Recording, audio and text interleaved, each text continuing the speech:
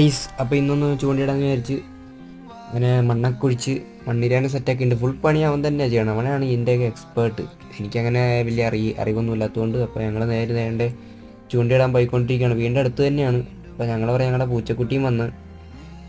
സ്ഥലത്തിനെ പറ്റി പറയുകയാണെങ്കിൽ ഞങ്ങളുടെ സ്ഥലം വളരെ പ്രകൃതി രമണീയമായിട്ടുള്ള സ്ഥലമാണ്.